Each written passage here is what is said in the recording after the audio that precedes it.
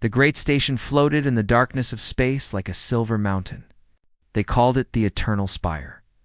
For 50,000 years, the 12 elder species had ruled the galaxy from this place. They had seen empires rise and fall. They had watched young species crawl out of their worlds and reach for the stars. And they had always remained in control. Ambassador Yunji Choi stood at the entrance of the grand chamber, her heart beating fast. She was the first human to ever set foot in this place. Behind her, billions of humans waited to hear what the galaxy thought of them. She took a deep breath and walked inside. The chamber was enormous.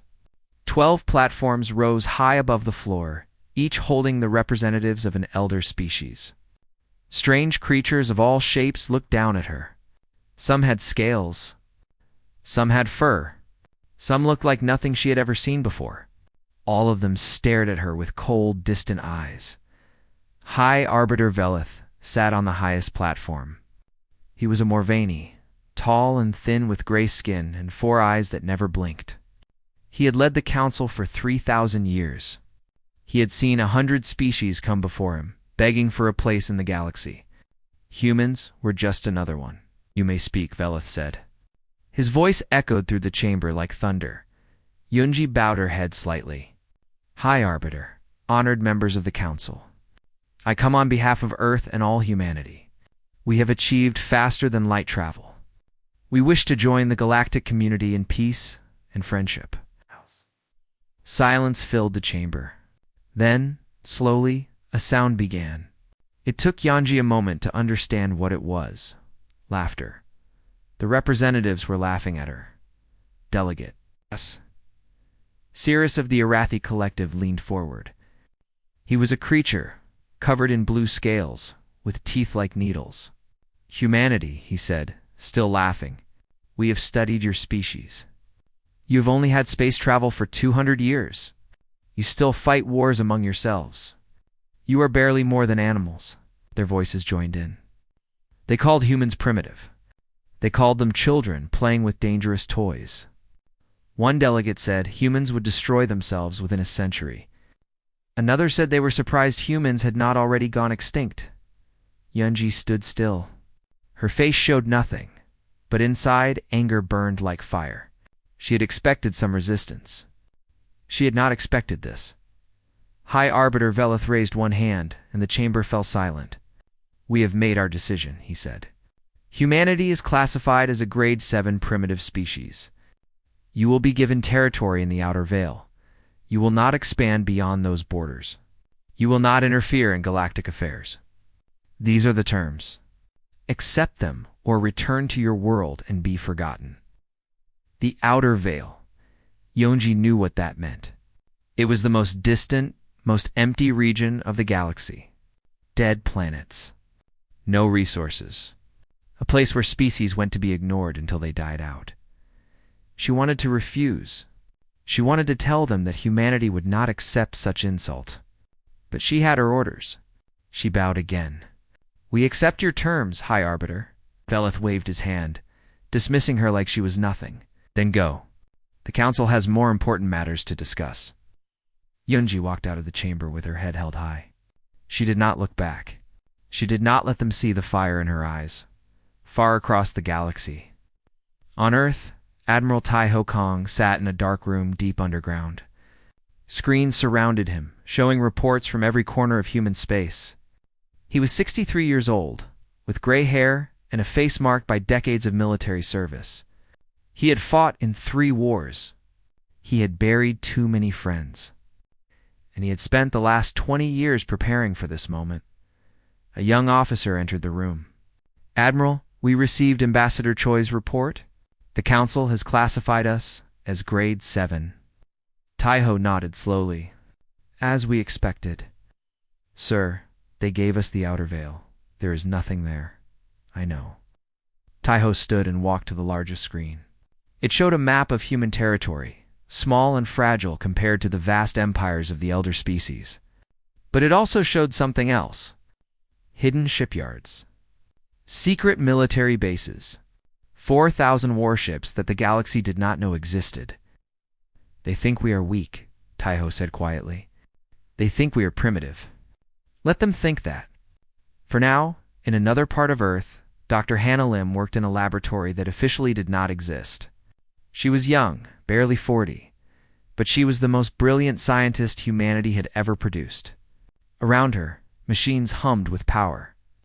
On her desk sat plans for weapons that could tear stars apart. The elder species had abandoned certain types of science long ago: nuclear physics, quantum mechanics. They considered these fields too dangerous, too unstable.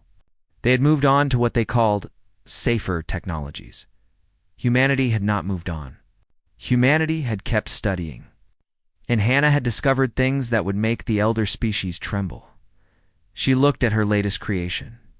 A small device, no bigger than her hand. Inside it was the power to destroy a sun. She called it the Sunfire Protocol. She hoped she would never have to use it. Months passed. Humans settled in the outer veil, building colonies on dead worlds, mining asteroids for resources.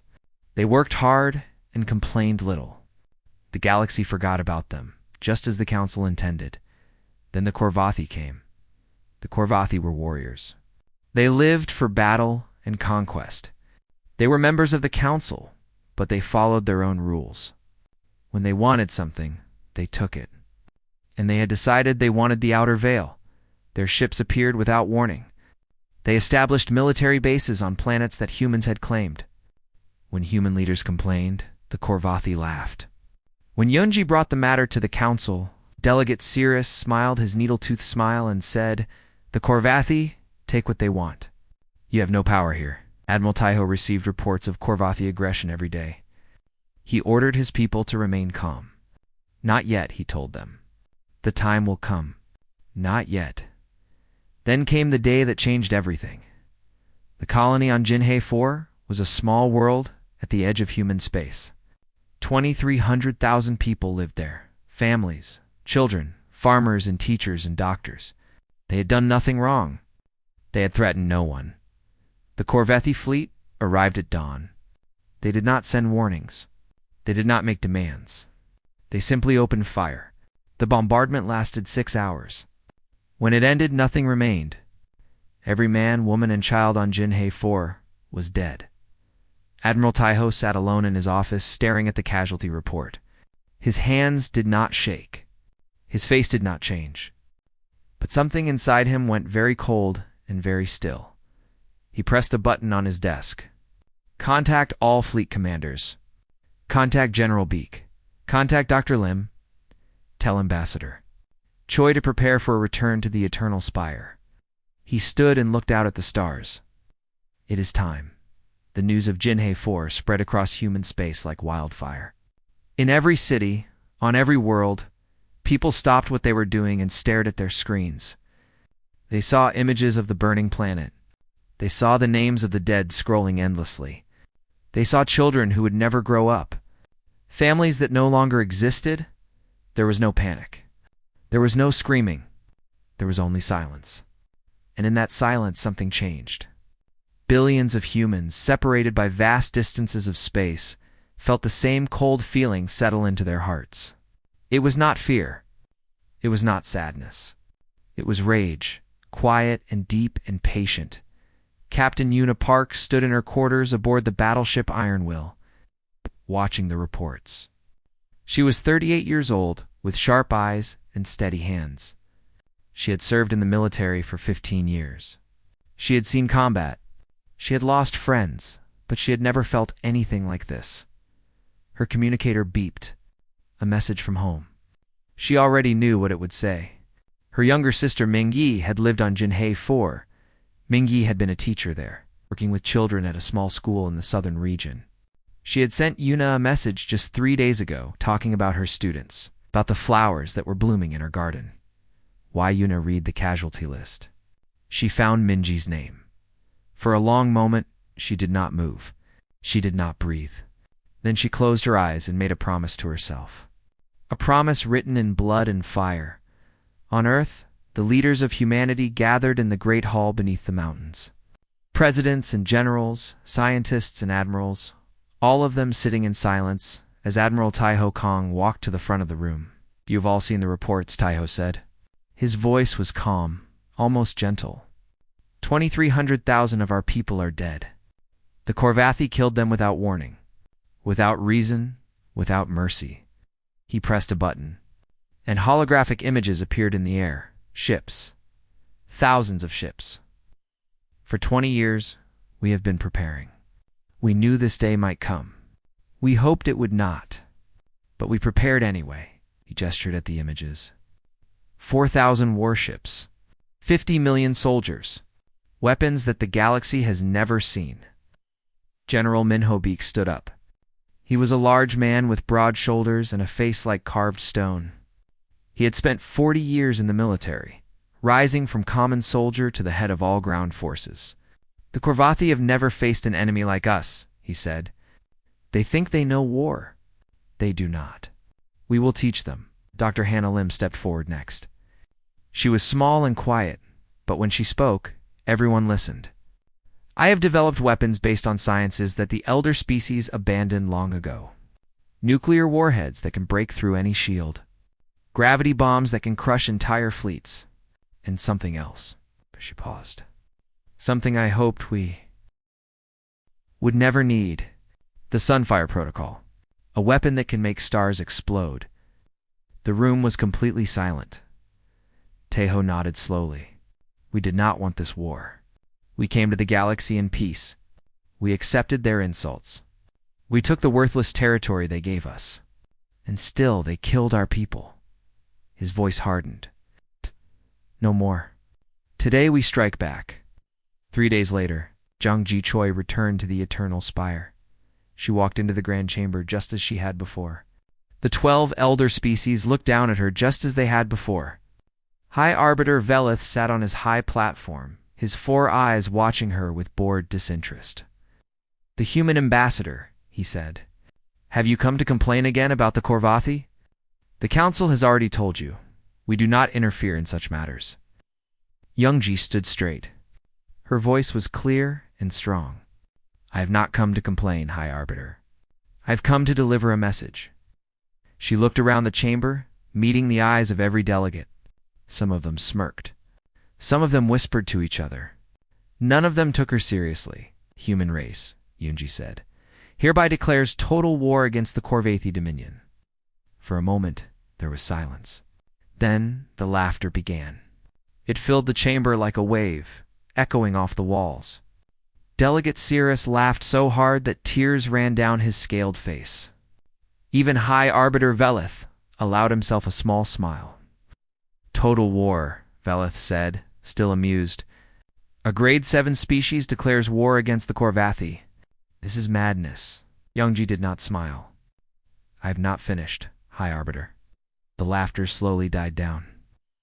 Any species that interferes in this war, Yunji continued, any species that aids the Korvathi, any species that stands against humanity will share their fate. This is not a request. This is not a negotiation. This is a promise. The chamber was truly silent. Some delegates shifted uncomfortably. Others stared at her with new interest. High Arbiter Velith leaned forward. You threaten the Galactic Council? He asked softly. I informed the Galactic Council, Yunji replied. Do not mistake human patience for weakness. Do not mistake our silence for fear. We gave you every chance for peace. You answered with the blood of our children. She turned and walked toward the exit. At the door, she paused and looked back. Remember this day, High Arbiter? Remember that we tried to warn you, and she was gone. The laughter began again, though it was not quite as loud as before. Velith waved his hand dismissively. The delusions of a dying species. The Korvathi will crush them within a week. But even as he spoke, reports began flooding into the chamber, across the galaxy. Humanity had struck.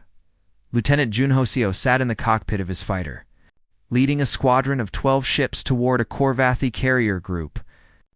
He was 26 years old, the youngest squadron leader in the fleet. His instructor said he flew like he was born in space. All ships follow my lead, he said calmly. Remember your training. Fast and precise. Give them no time to react. The Korvathi carriers were massive, each one carrying hundreds of smaller ships. They hung in space like sleeping giants, confident in their power. They had never been attacked. They did not expect to be attacked now. Junho's squadron hit them, like lightning. His weapons tore through the first carrier shields before they could even activate. Nuclear missiles found their targets with perfect accuracy. Explosions bloomed in the darkness of space. Corvathi ships tried to launch, tried to fight back, but they were too slow. Surprise. 8 minutes. That was all it took. In 8 minutes, Junho's squadron destroyed an entire carrier group. Thousands of Corvathi died. Not a single human ship was lost. Similar reports came from across the galaxy. 47 Corvathi military installations attacked simultaneously. All of them destroyed or captured. Human casualties were minimal. Corvathi losses were catastrophic in the grand chamber of the Eternal Spire. The laughter had stopped completely. High Arbiter Velith stared at the tactical display, watching Corvathi positions disappear one by one, red lights turning dark. Entire fleets wiped out in moments. He felt something he had not felt in 10,000 years.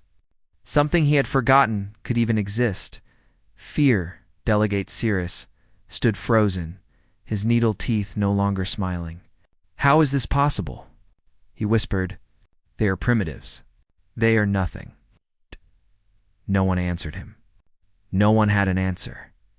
Across the galaxy, humanity was no longer laughing. They were not celebrating. They were simply doing what they had always done best. They were fighting, and they were winning, Warlord. Drekken stood on the bridge of his flagship, the Destroyer of Worlds, and stared at the reports he could not believe. 47 military installations gone. Hundreds of ships destroyed.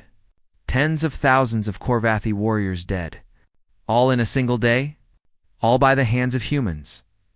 He crushed the datapad in his massive fist. Drekken was enormous even by Corvathi's standards, standing nearly 3 meters tall, with thick gray skin and tusks that curved up from his jaw. He had conquered 12 worlds. He had never lost a battle. He had laughed when he heard about the human declaration of war. He was not laughing now. Assemble the fleet, he growled. All of it, every ship we have. We will crush these humans and burn their worlds to ash. The order went out across the Corvathi Dominion.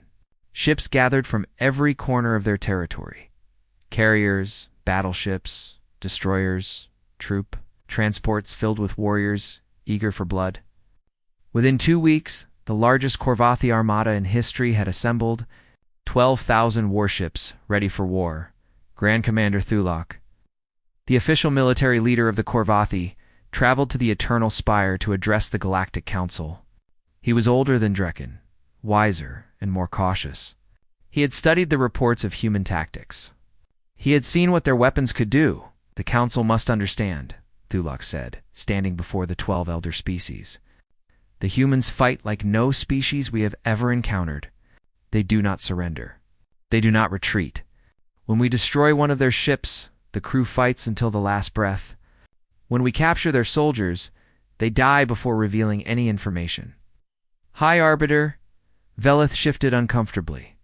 They are still primitive. Surely your armada will be sufficient. Thulak shook his head slowly. I am not certain of that, High Arbiter. I have seen the recordings. Their ships are faster than ours. Their weapons are more powerful. They adapt to our tactics within minutes. And there is something else. He paused. Something in their eyes. A coldness I have never seen before. They fight not for glory or conquest. They fight because they believe they must. That makes them dangerous beyond measure. The council dismissed his concerns. They told him the Corvathi were warriors, the finest in the galaxy. They told him 12,000 ships would be enough to destroy any enemy. Thulak bowed and left. But as he walked away, he could not shake the feeling that the council had made a terrible mistake. The two fleets met at the Taiyang Gate, critical junction where dozens of hyperspace routes crossed. Whoever controlled the gate controlled travel through half the galaxy. Both sides knew the stakes.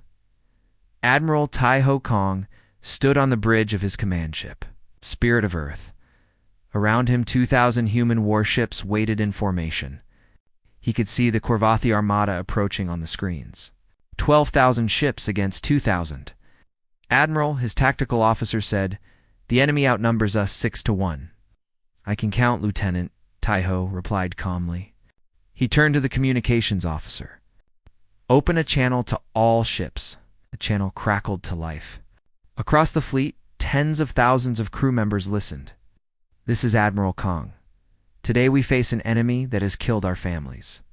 Today we face an enemy that thinks we are weak. Today we face an enemy that has never known defeat." He paused. "Show them what humanity truly is. Show them that the fire in our hearts burns brighter than any star. For Jinhei. For Earth. For all who will never surrender." The channel closed. Silence fell. Then, across the fleet, a sound began. It started as a whisper and grew into a roar. Crews cheering. Soldiers shouting. A battle cry that echoed through the void. The Battle of Taiyang Gate had begun. Warlord Drekken ordered his fleet to advance in a massive wedge formation. It was a classic Korvathi tactic. Overwhelming force concentrated at a single point. Designed to break through enemy lines and create chaos. But Admiral Taiho had studied Korvathi tactics. He had prepared as the Korvathi wedge advanced. The human fleet split into dozens of smaller groups. They scattered like leaves in the wind, moving with incredible speed. The Korvathi tried to track them, tried to adjust, but the humans were too fast. They struck from every direction at once. Captain Unipark pushed the iron will to its limits. Her ship dove through the Korvathi formation, weapons firing constantly. Nuclear missiles found weak points in enemy shields. Energy beams cut through armor like knives through paper. Around her, other human ships did the same. The Korvathi fought back. Their weapons were powerful, and their warriors were brave. But they were slow, predictable. Every time they tried to concentrate fire on a human ship, that ship would simply move away. And while they chased one target, 10 others would attack from behind. Lieutenant Junho Seo led his squadron straight at the heart of the Korvathi formation. His fighters weaved between the massive enemy ships, too small and fast to hit. They planted explosive charges on engine cores and shield generators. They destroyed command bridges with precise strikes. Hour after hour, the battle raged. The darkness of space filled with fire and debris. Ships died on both sides. But for every human ship lost, the Korvathi lost 20. 12 hours into the battle, Warlord Drekken realized he was losing. His fleet had been cut in half. His formations were scattered. Human ships swarmed around him like angry insects, destroying his vessels one by one. "Retreat," he ordered, his voice heavy with disbelief. "All ships retreat to the secondary position." But Captain Unipark had been waiting for this moment. The iron will broke through the chaos and headed straight for the destroyer of worlds. Drekken's flagship was massive, 3 times the size of any human ship. Its weapons could destroy a city with a single shot. It had never been challenged in combat. Yuna challenged it now. Her crew worked with perfect coordination. They dodged the flagship's weapons. They found the gaps in its shields. They struck again and again, weakening it piece by piece. Drekken roared commands, but nothing worked. The human ship was too fast, too precise. It was like fighting smoke. The final blow came from an unexpected angle. Yuna had positioned a group of missiles to approach from beneath the flagship, hidden in the debris of destroyed ships. They struck the engine core simultaneously. The destroyer of worlds broke apart in a ball of fire. Warlord Drekken died screaming, unable to believe that a primitive species had destroyed him. When the battle ended, Korvathi had lost 8,000 ships. Humanity had lost 400. News of the Battle of Taiyang Gate spread across the galaxy. The elder species, who had dismissed humans as insignificant, now watched the reports in stunned silence. The Korvathi, who had never been defeated, had been broken. General Minhobeek did not wait for the enemy to recover. Within days of the battle, human ground forces invaded 3 Korvathi core worlds. 50 million soldiers trained for every type of combat. Supported by weapons the galaxy had never seen, Dr. Hannah Lim. watched the invasion from her laboratory on Earth. Her plasma cannons tore through Korvathi defenses. Her gravity bombs collapsed entire fortresses. Her kinetic accelerators turned mountains into dust. The Korvathi fought hard. They were warriors, after all. But human soldiers were something they had never encountered. Soldiers who worked together like parts of a machine. Soldiers who never stopped, never rested, never gave up. World after world fell to humanity. In the Eternal Spire, the Galactic Council convened an emergency session. High Arbiter Velith looked older than he had just weeks ago. The confidence was gone from his 4 eyes. "What have we done?" Delegate Cirrus whispered. "What have we awakened?" No one answered him. Admiral Taiho Kong broadcast a message to the entire galaxy. His face filled screens on 1,000 worlds. "We did not want this war, but we will finish it. The Korvathi will answer for their crimes against our people, and anyone who stands with them will fall beside them." The message ended. Across the galaxy, species that had laughed at humanity now looked at each other with fear. The primitives were coming, and nothing could stop them. The Galactic Council met in secret. Far from the Eternal Spire, on a station hidden in the dark spaces between stars, High Arbiter Velith had called this meeting because he was afraid. For the first time in 10,000 years, he was truly afraid. "The humans must be stopped," Delegate Cirrus said. His voice shook as he spoke. "They have destroyed the Korvathi fleet. They have invaded Korvathi worlds. If we do not act, they will come for us next." The representatives of the elder species argued through the night. Some wanted to make peace with humanity. They said the Korvathi had brought this upon themselves. They said humans would be satisfied with victory over their enemies. Others disagreed. They said humans were too dangerous to be allowed to grow stronger. They said this was the moment to strike, while humanity's forces were spread thin across Korvathi territory. In the end, 5 of the 12 council species agreed to join forces with what remained of the Korvathi Dominion. The Arathi Collective, led by Delegate Cirrus, would provide ships. The other 4 would provide soldiers, weapons, and resources. Together, they would form an alliance powerful enough to crush any enemy. 30,000 warships gathered in secret. It was the largest fleet the galaxy had seen in 10,000 years. Grand Commander Thulak, who had survived the Battle of Taiyang Gate, was placed in command. "We have one chance," Thulak told his fellow commanders. "We must destroy the human fleet in a single battle. If we fail, there will be no second attempt."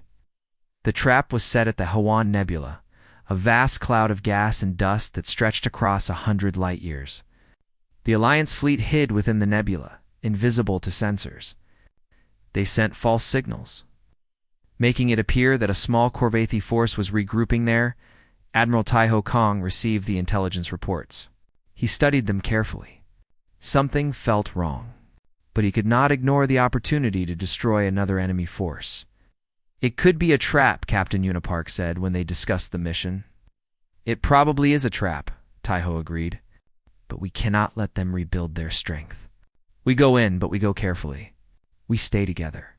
We watch each other's backs." The human fleet entered the HFY Nebula with 1,500 ships. They moved slowly, sensors scanning constantly. The nebula was thick with interference. Visibility was poor. It was the perfect place for an ambush.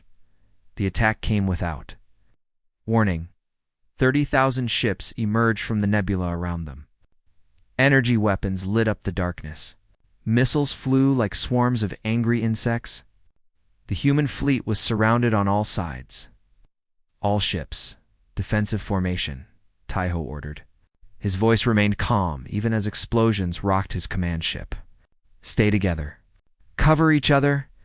The human ships formed a tight sphere, weapons pointing outward in every direction. They were outnumbered 20-1. Escape seemed impossible.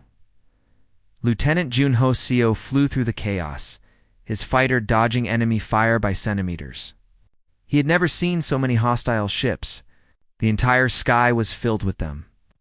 "Squadron, stay close," he said. "We protect the capital ships. Do not let them break through." The battle was brutal. Human ships died. Good people died. But for every human ship destroyed, dozens of enemy ships fell. The Alliance had numbers. But humans had skill and determination and weapons that the enemy could not match. Still, numbers mattered. Slowly, the human formation was being pushed back. Shields were failing. Ammunition was running low. For the first time in the war, humanity faced defeat. Captain Unipark saw the situation clearly. They could not win this battle through conventional means. They needed something else. Something desperate. She opened a channel to Admiral Taiho. "Admiral, I have a plan.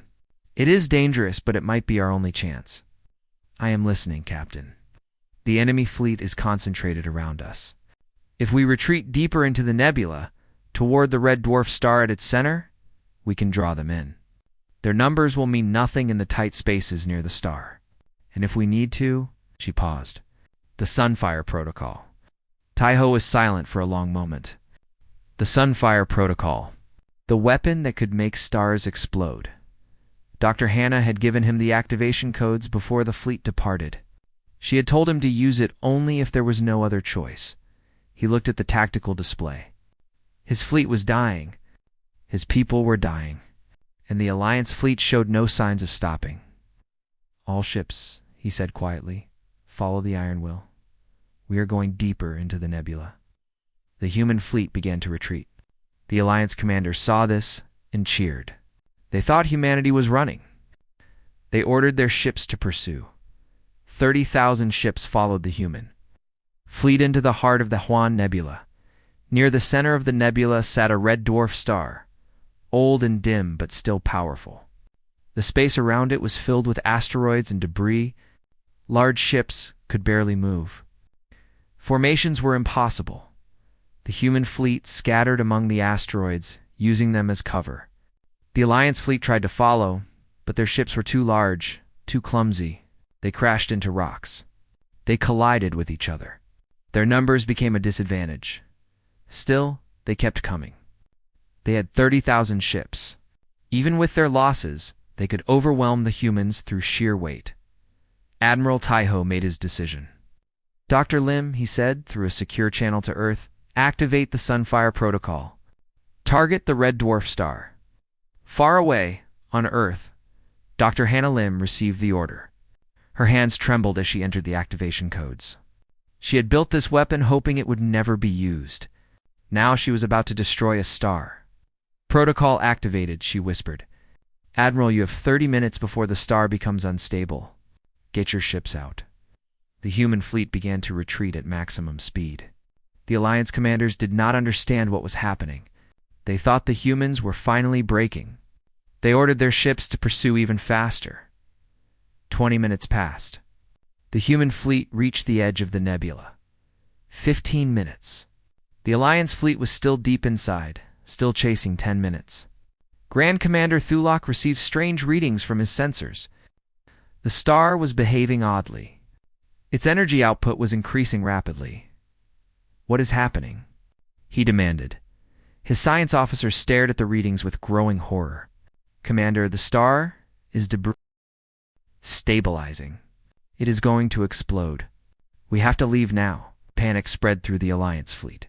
30,000 ships tried to escape at once. They crashed into each other. They blocked each other's paths. They fired on each other in desperation. 5 minutes. Thulak watched his fleet tear itself apart. He understood now what the humans had done. They had not been retreating. They had been leading the Alliance to its death, "Clever," he said softly. "So very clever." Star exploded. It was not a full supernova. The Sunfire Protocol was more precise than that. But the energy released was enough. A wave of fire swept through the nebula. Ships caught in its path were vaporized instantly. Ships further away were thrown into asteroids into each other, into the burning cloud of gas. When the fire faded, the Alliance fleet was broken. 18,000 ships destroyed. Not by human weapons, but by a dying star in their own panic. The survivors scattered in every direction, too traumatized to fight. The human fleet had escaped with minimal losses. News of the disaster reached the Galactic Council within hours. The Alliance was finished. 3 of the 5 allied species immediately surrendered to humanity. They sent messages begging for mercy, promising to never oppose humans again. High Arbiter Velith sat alone in his chambers, staring at nothing. The most powerful fleet the galaxy had ever assembled, destroyed in a single hour. By primitives. By creatures he had dismissed as insignificant, Delegate Cirrus was found dead in his quarters the next morning. He had taken his own life rather than face his people after leading them to such defeat. On a transport ship, heading toward the Corvathi homeworld, Lieutenant Junho Seo cleaned his weapons and thought about what came next. The war was almost over. The Corvathi had nothing left. Their fleet was gone. Their allies were gone. Their homeworld lay undefended. He thought about HFY 4, about the children who had died there, about the families that had been destroyed. Justice was coming.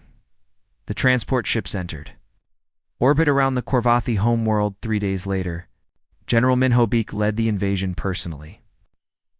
50 million human soldiers descended from the sky like rain. The Corvathi fought. They fought in their cities and their mountains and their underground shelters. They fought until they had nothing left to fight with. It was not enough. Junho. Seo was among the first soldiers to reach the Corvathi capital. He walked through streets filled with rubble and ash. He saw the palace where their leaders had ordered the attack on Jinhe, for it was burning in the central square. He planted the flag of Earth, the blue and green. Banner flew above the ruins of an empire that had thought itself invincible. He looked up at the flag and whispered, "This is for Jinhe. This is for everyone we lost." The war was over. Humanity had won. The surrender ceremony took place in the ruins of the Corvathi capital. Once, this had been a city of towers and monuments built to celebrate 10,000 years of conquest. Now it was ash and broken stone. The surviving Corvathi leaders knelt before Admiral Taiho Kong. They had removed their armor and weapons. They had nothing left but their shame. "The Corvathi Dominion surrenders unconditionally," their new leader said. His voice was hollow, empty of the pride that had once defined his species. "We accept whatever judgment humanity decides." Taiho looked at them for a long moment. He thought about Jinhe 4. He thought about the 2,300,000 people who had died there. He thought about Captain Yuna Park, who had lost her sister in that attack. He thought about all the soldiers who had given their lives in this war. "The Corvathi will be disarmed," he said finally. "Your military will be dissolved. For the next 500 years, your species will be under human supervision. Your leaders, who ordered the attack on Jinhe 4, will stand trial for their crimes." The Corvathi leader bowed his head. "It will be done." Taiho turned and walked away. He did not look back. There was no satisfaction in this victory, only relief that it was over. The war crimes trials lasted 3 months. Every Corvathi officer who had participated in the Jinhe 4 massacre was brought before a human court. The evidence against them was overwhelming. Video recordings, communication logs, testimony from the few humans who had somehow survived. All of them were found guilty. All of them were sentenced to life imprisonment on a barren moon at the edge of human space. They would live out their remaining years in isolation, forgotten by the galaxy they had once terrorized. Some called for execution. Some wanted the Corvathi leadership to suffer the same fate they had inflicted on Jinhe 4, but Admiral Taiho refused. "We are not them," he said, when questioned about his decision. "We fight because we must, not because we enjoy it. We seek justice, not revenge. The moment we become like our enemies is the moment we lose everything that makes us human." Ambassador Yoonji Choi returned to the Eternal Spire for the last time, but this time she did not come alone. 500 human warships escorted her, their weapons visible and ready. The elder species who had laughed at her, who had dismissed her people as primitives, watched from their platforms in silence. Yoonji walked to the center of the grand chamber. She stood where she had stood before, but everything was different now. The platforms above her were half empty. Several species had not sent representatives. Others sat in terrified silence, waiting to hear their fate. High Arbiter Velith was still there, but he no longer sat on the highest platform. He stood at ground level, stripped of his rank and authority. His 4 eyes would not meet hers. "The Galactic Council is dissolved," Yunji announced. Her voice echoed through the chamber. "For 50,000 years you ruled this galaxy. You decided which species lived and which died. You laughed at the weak and served the strong. That era is over." She paused, looking around at the representatives who remained. Some of them had fought against humanity. Others had simply stood by while the Korvathi committed genocide. None of them were innocent. In place of the council, humanity will establish the new Galactic Assembly. Every species, regardless of age or power or development, will have an equal voice. No one will be dismissed as primitive. No one will be laughed at for being different. The strong will protect the weak, instead of exploiting them. The chamber was completely silent. "You called us primitives," Yunji continued. "You called us animals. You allowed the massacre of our children and told us we had no power to respond. You were wrong. About all of it." She turned to look directly at Veloth. "We could destroy you. We have the power. Dr. Hannah Lim's weapons could reduce every one of your homeworlds to dust. We could do to you what the Korvathi did to Jinhei for 1,000 times over." Veloth trembled visibly. "But we will not," Yunji said, "because that is not who we are. We believe in something greater than power. We believe in mercy, in justice, in the possibility that even those who have done terrible things can learn to be better." She took a step toward Veloth. "This is your chance, High Arbiter. This is the galaxy's chance. Learn from this war. Learn that kindness is not weakness. Learn that mercy is not surrender. Learn that the smallest species can change everything." Veloth finally raised his eyes to meet hers. In them, she saw something she had never expected to see from him. Tears. "Thank you," he whispered. On Earth, Admiral Taiho Kong visited the Memorial of Names. It was a vast wall of black stone, stretching for kilometers across a valley. Every name of every human who had died in the war was carved into that stone. 47 million names. Taiho walked slowly along the wall, reading name after name. He had ordered many of these people into battle. He had sent them to die so that humanity could survive. The weight of that responsibility pressed down on him like a mountain. Captain Una Park found him there as the sun was setting. She had been promoted to admiral after the war, but she did not feel like celebrating. She felt empty. She found her sister's name on the wall. Minji Park, teacher, beloved daughter and sister. Lost at Yunhai 4, for the first time since she had heard of her sister's death, Yuna allowed herself to cry. She pressed her hand against the cold stone and let the tears fall. Taiho stood beside her in silence. There were no words that could help.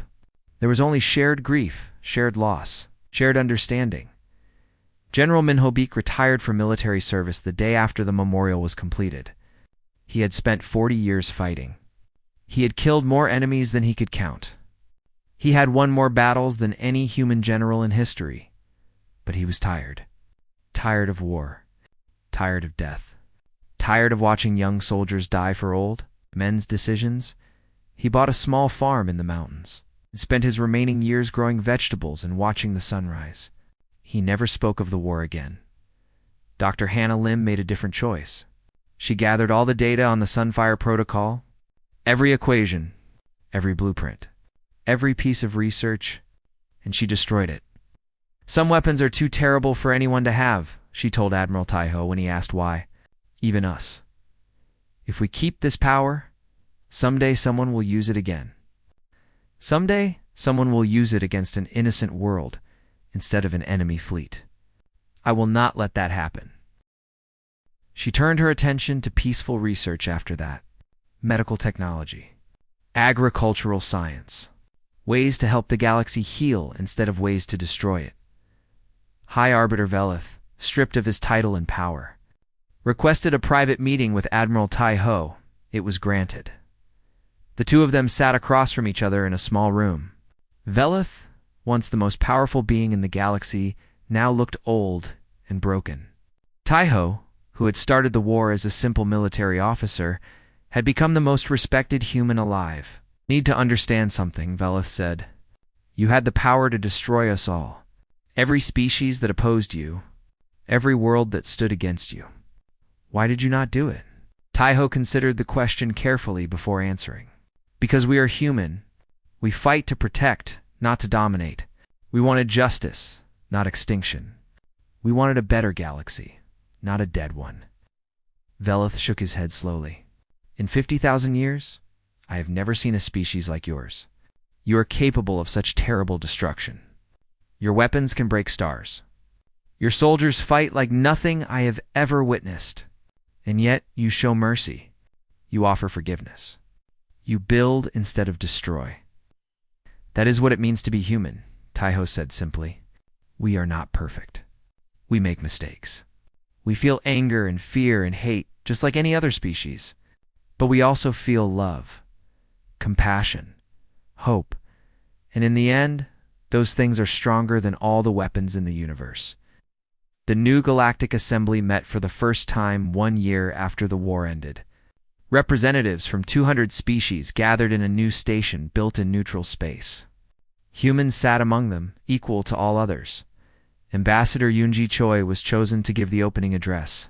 She stood before the assembly, looking out at the incredible diversity of life that filled the chamber.